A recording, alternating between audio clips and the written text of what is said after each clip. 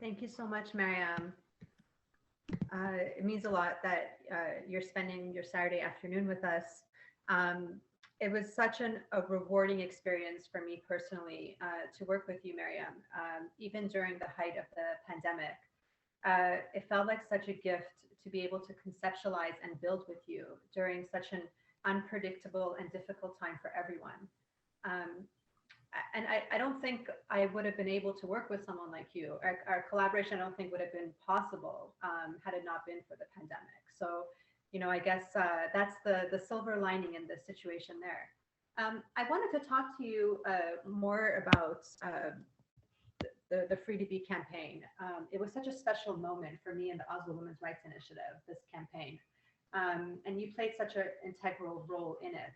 I would love to hear more about your experiences with the campaign, and sort of I guess we can talk about what we realized throughout the campaign. And one of the main things that like sort of perpetuates gender violence is the dehumanization of victims and survivors.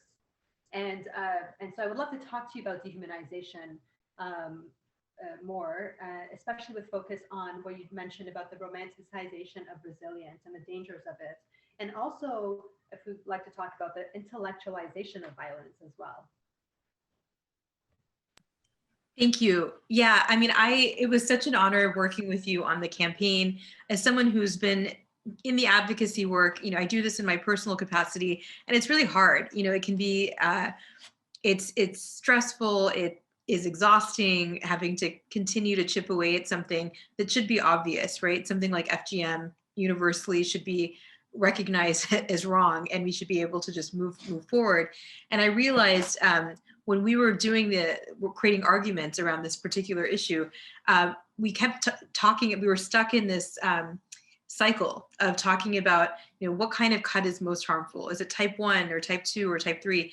Rather than just saying, like, what are we even doing intellectualizing this, right? So I think the campaign, the Free to Be campaign, which we talked about, was really about uniting around solutions and focusing on what it is that we want. We want this, we all want, right? So it's not even about only women wanting a just and equitable world. It's everyone, whatever gender you are, however you're packaged, wherever you're from in the world. This is something, it's a common human sort of experience. So it was humanizing in the sense that it felt freeing to be part of something where it's uplifting, it's optimistic to imagine, right, this world.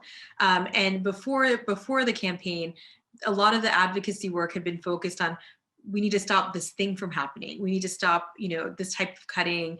And then people would then say, oh, maybe this other type of cutting is okay then. If this type is really bad, it's done. And in the context of FGM, I would notice my community is originally from the subcontinent, from India. And so they would sometimes say, oh, but what we do is not as bad as what's done in Africa. Like, that cut is so much worse. So they would racialize it, right? And further dehumanize. And instead, if we say, hey, girls, just leave them alone. They should be free to be whole, free to just exist and not be traumatized. Then it doesn't matter if it's whatever the cut. It's ridiculous to even entertain this set of arguments. That was powerful because that really closed the debate, this intellectualization of violence. And on the romanticizing of resilience, that is, I think we're in a moment of collective trauma. A year into a pandemic that's been destructive in so many of our lives. And this is, there's been a lot of trauma, a reckoning on race in the United States.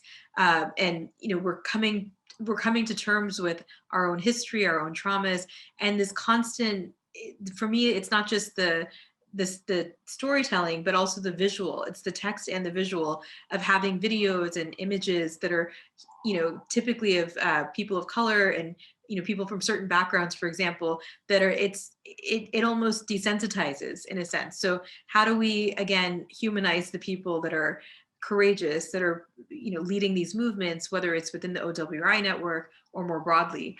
And I think it's important, as you mentioned in your opening remarks, that the way we talk about things shapes how we act, and it gets baked into policy, and it also gets hardwired into culture.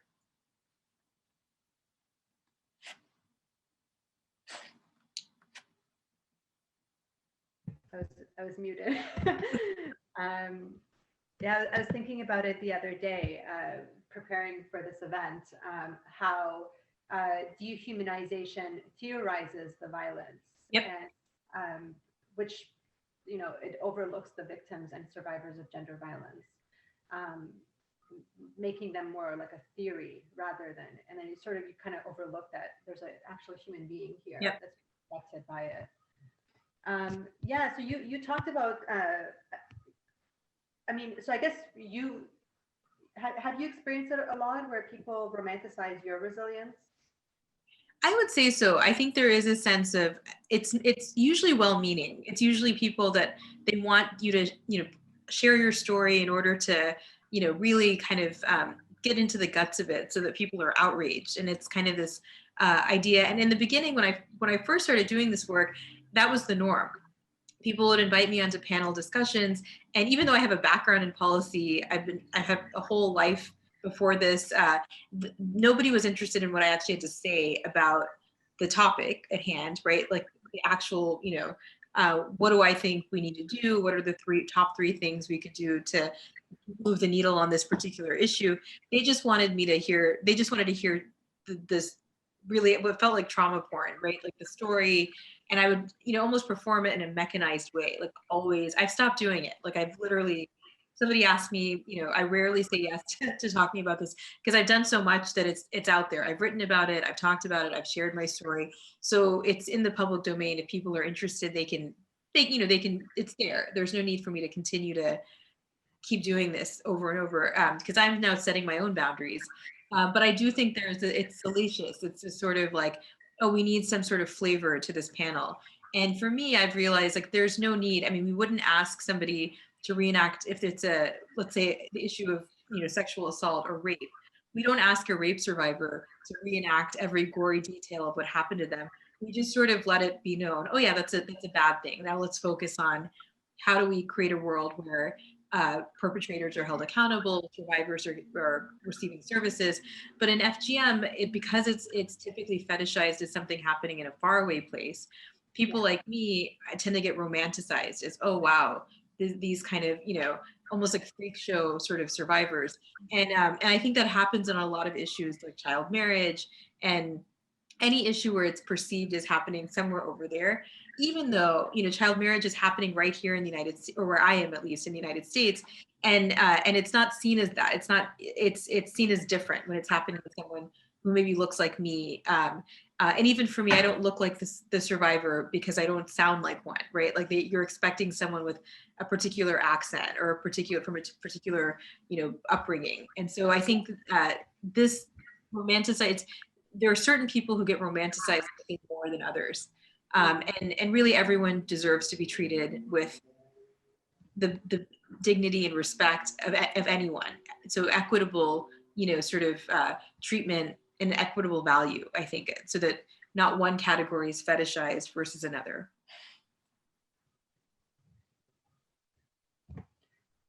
And also, I guess this is a little controversial, but it feels like, even human rights organizations contribute to dehumanization. Yeah, definitely. And I think that's something that, and in many times, I don't think it's intentional. Like, I don't think that there's sort of this, let's try to dehumanize. I think it just happens because it's the cultural norm.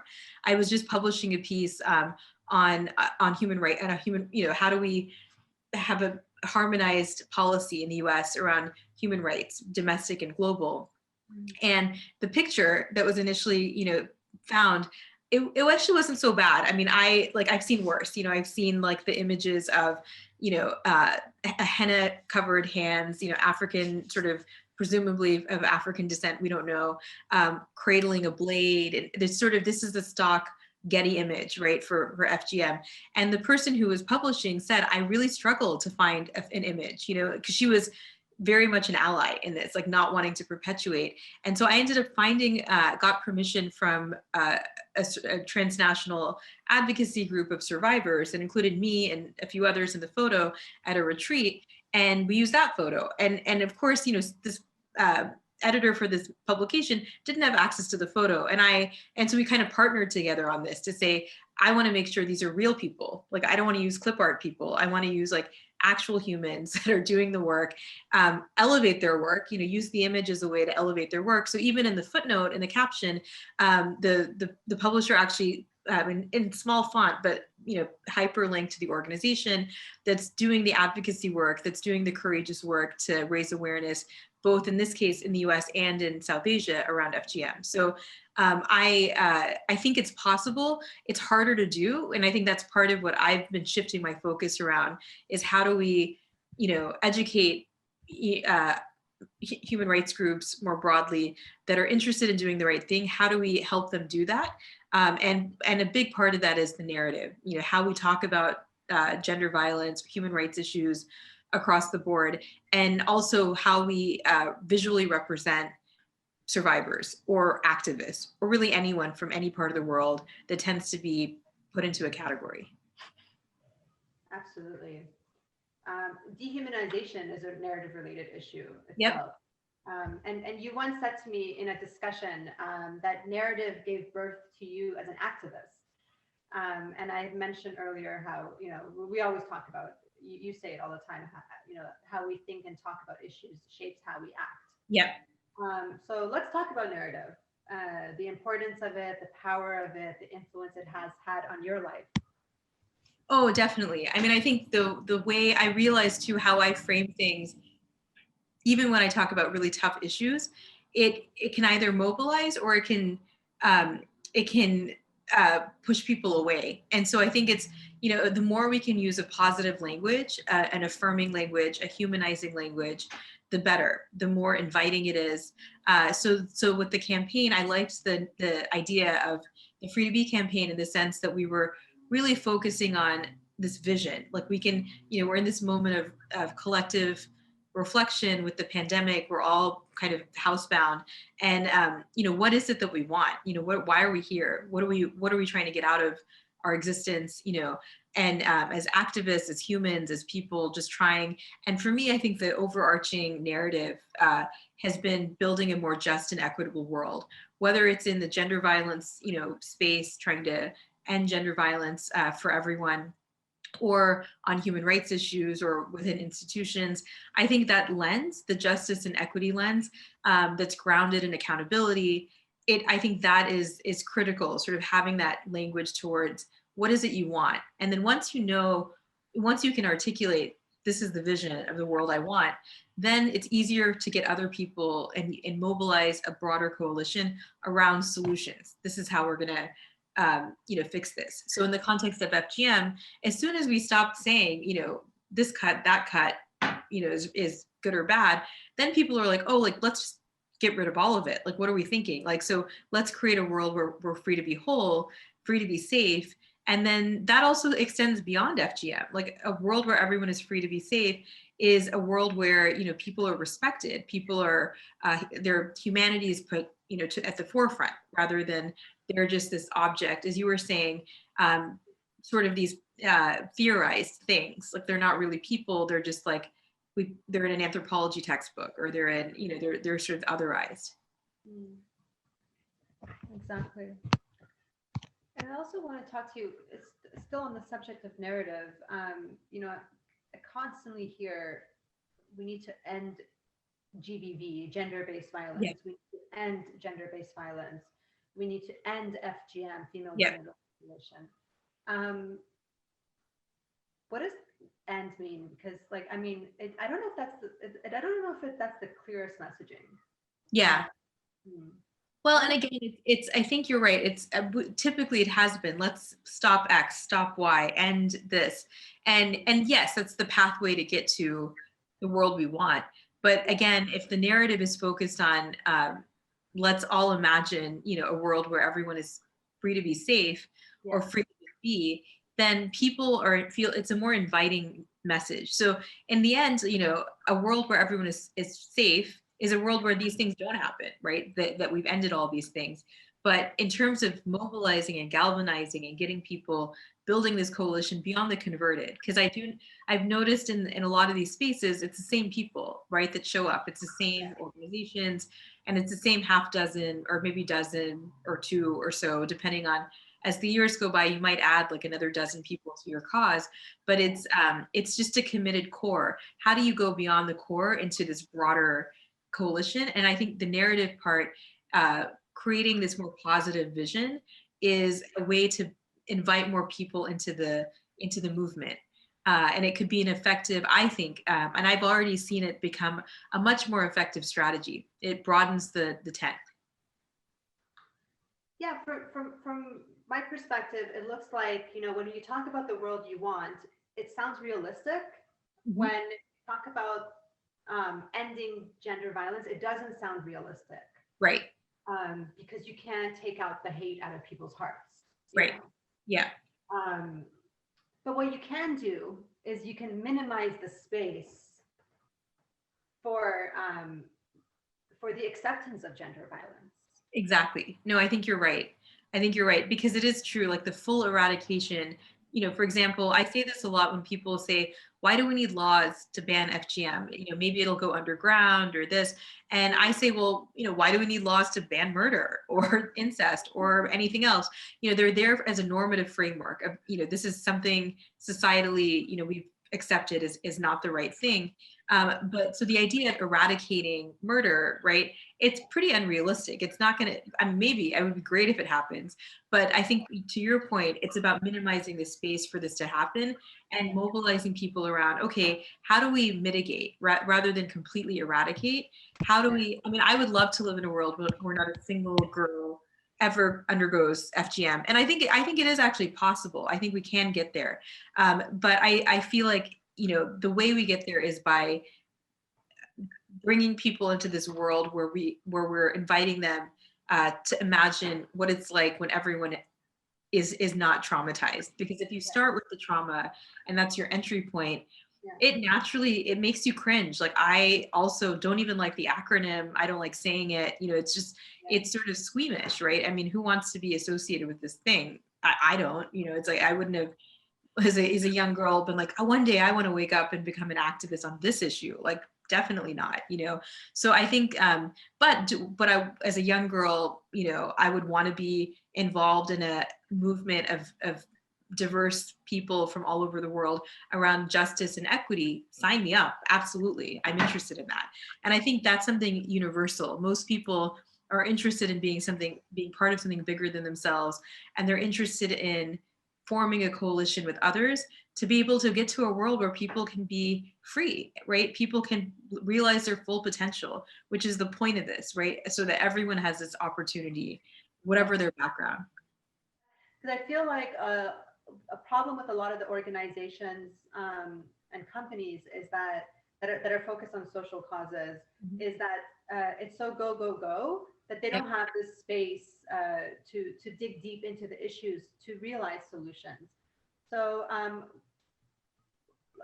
that's why, with the work that we're doing, we do have that space to dig deep, and that's why it was so special to have you work with us, someone who's such an expert, and then you come work with us, develop the messaging, and then you sort of go back out there, and we all go back out there after we've developed this messaging together, and we spread it.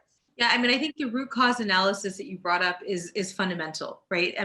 You can't really solve any problem, whatever it is, without really getting a sense of what is the core, what are the drivers? So in the context of gender violence, the root cause of it is power. It's about power and it's about control.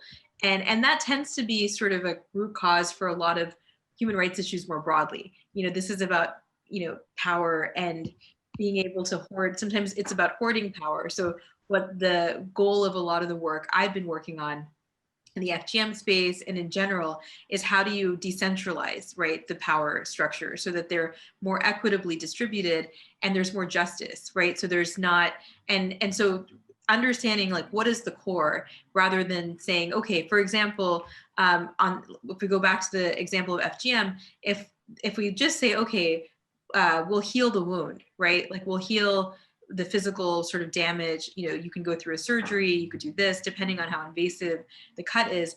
That's nothing really in terms of the actual healing. Like healing is about understanding, what are the root causes. And if it's about controlling women and girls, then in this case, that's what it is, right? It's about controlling female sexuality. Then you have to start talking to people, right, that are gatekeepers to power in the community. So, and that varies in the context of FGM. It could be a religious leader or not. In Sierra Leone, it's not about religion. It's a coming of age ceremony happening largely in rural communities. It's a way, sort of a sign of prestige, right, if you're in a certain community. So it really understanding, how things manifest, why they happen. It's not necessarily universally the same everywhere. So being contextual about it, so that you're saying, I'm going to look at root causes, but I'm also going to look at the context and actually talk to the people most impacted. So to get back to, OWRI, and the push towards having a seat at the table, making sure that people are integrated. The ones who are most impacted by issues, whatever they may be, are actually part of the process of coming up with solutions. Because if they're not at the table, then the issues it's not going to be as accurate, right, in terms of solving the problem, understanding the root cause. And I think the other piece of it is just generally activating this muscle of critical thinking, so that everybody starts asking why, right? And so that everybody's, involved and engaged in thinking, because the more critical thinking there is, the masses, right, are all thinking about issues in different ways and kind of digging deep, the more innovative the solutions might be, right? If lots of different people are thinking about an issue and how to come to some sort of solution, right, or some sort of push towards this common vision of a more just and equitable world, the more problem solvers at the table with creative ideas, thinking deep, the better the ideas are for getting to where we want to be. So I see the root cause analysis as being almost an accelerator. It's like an incubator. It needs to happen in order for us to really harness all the talent, because we have so much. The world is a place of just so much richness and talent, of so many different ways of approaching things, and diverse minds from all over. And OWRI, I think, really represents that, given how broad-based and diverse the network is. What are some of the barriers in the way of people who are working towards solutions to ending GBV, gender-based violence, more specifically FGM? Yeah, I think it's a great question. I think, one of the barriers, resources, I think it's a big one. So making sure, the grassroots groups that are really working on the ground, doing the hard work, many of them are doing it, as volunteer work, as in their side capacity. That's what I've been doing. But many of the people in my community that are advocating against FGM, they don't do this full time. This isn't something that they, have the luxury of being able to do. And so there's a lot of, need for some resources to be able to kind of connect, convene, amplify, get the messaging out. So resource distribution that's decentralized to different, these networks on the ground, more than anything, I think is critical. The second is data collection. I think it's important to understand the problem. So my community, for example, this organization I've been a part of as on their advisory board, Sahio, they've done surveys to figure out, what do people think? Is there a generational change? Are people now that there's a huge campaign in the last 5 years to raise awareness? I don't think anyone in my community doesn't know about FGM. Before, it was secretive. No one knew. My own father didn't even know what it was, until I told him, and then he was horrified that his sister did this without his consent. But it was, but a lot of men didn't know, they're sort of but now everyone knows. So now that everyone knows, what kind of, how are we measuring the progress of our interventions? And I think, our attitudes shifting. So that's critical to have it disaggregated by, region, gender, race, all of it, so that we know sort of, or age generationally, our younger people deciding, hey, I'm not going to do this to my kids. It's also motivating, right? When you start to see progress and that it's being measured, and there's this rigor with the data collection, then you can feel kind of like, oh, cool, I'm going to keep doing this. This is working.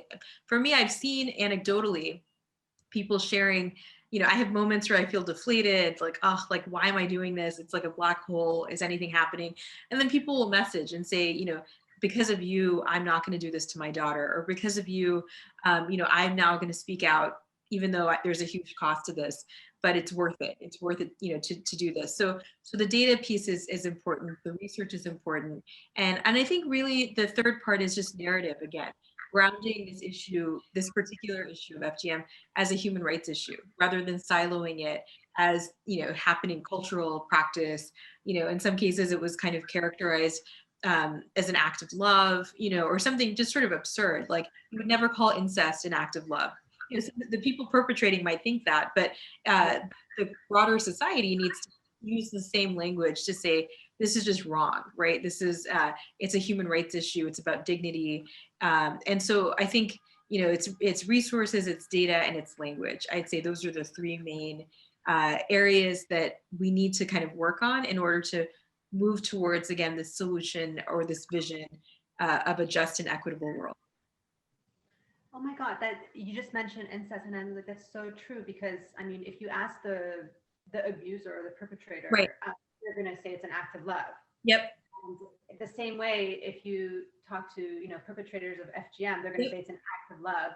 But when it comes to FGM, we accept that we adopt right. that narrative because Yep. it's culturally, because we see that issue as a culturally sensitive exactly issue. And that's what, and that's how the narrative is so powerful, because when we move it from calling it a cultural practice to a human rights issue, it flips the script entirely. It says, oh no, this is just wrong.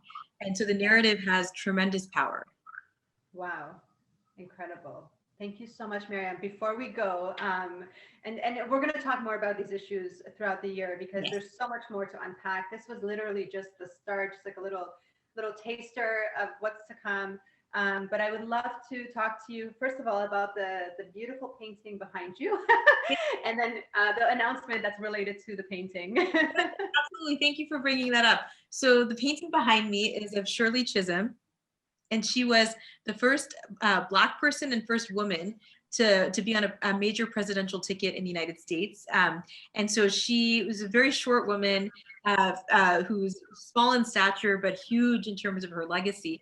And she had a quote, she was often as a Black woman in the United States, which we still face today. I mean, women of color in general are facing, and in the context where I am in the US, this constantly trying to get a seat at the table. So she had a really beautiful quote that said, if they don't give you a seat at the table, bring a folding chair. So inspired by her, I'm in the process, kind of in the brainstorming phase, of creating a podcast called Tales from the Folding Chair. And it's about highlighting these voices of people from all different backgrounds, women, men, people with disabilities, people of different religions, just different people, and what they've done to get a seat at the table, and why it's mattered, and why having a more inclusive conversation, a more diverse table, proverbially table, is important for us in building this more just and equitable world. Amazing. I'm so excited for I hope you do it. I know you're so busy. Yes, I don't know how you do everything. It's gonna happen, inshallah. It's gonna happen. So no, you're like this incredible. I don't want to romanticize your resilience right now. No, but I'm so excited. And I think OWRI really represents this, the idea behind the passion behind this podcast is, OWRI, it's a powerful network of women who are often not given a seat at the table. And so, OWRI is a folding chair, this network. So I think it's important, and I'd love to, engage the network, engage others that are working in this space around inclusion, because I think inclusion isn't just a nice thing to have, it's just essential, and it makes everything better. It's not a zero-sum game, right? When it comes to power, it's about the more diverse, a friend uses this analogy, when you're baking it, like you can bake a bigger cake if you have more cooks. So this is about everyone kind of benefiting. And so that's the idea and the drive behind it. Oh, well, I'm so excited for it. Keep us updated. And thank you so much again for joining today and speaking. And yeah, we'll relaunch. Sorry, what's the word? We'll re-release this video and put it on YouTube later. So stay Thank tuned you. for that. Oh, I'm so excited. And it's been such an honor. And this is a beautiful network. And I'm so excited for the conversations that will be coming throughout the year. I love that this is and not just a one event, but it's throughout the year. And I think it's so important to keep the momentum going around this. It's so critical. Yeah, absolutely, Maryam. I completely agree. That's why I'm so excited that we're taking the OWRI from an annual event and trying to turn it into this decentralized year-round operation. And I'm so excited about, we have a podcast coming up. We already released the first Yes, I episode. saw it was amazing. I love it. I see it at the table. I love it. It was beautiful. Thank you. Thank you so much for all your help with it as well. And next episode's coming, the second episode's coming out next week.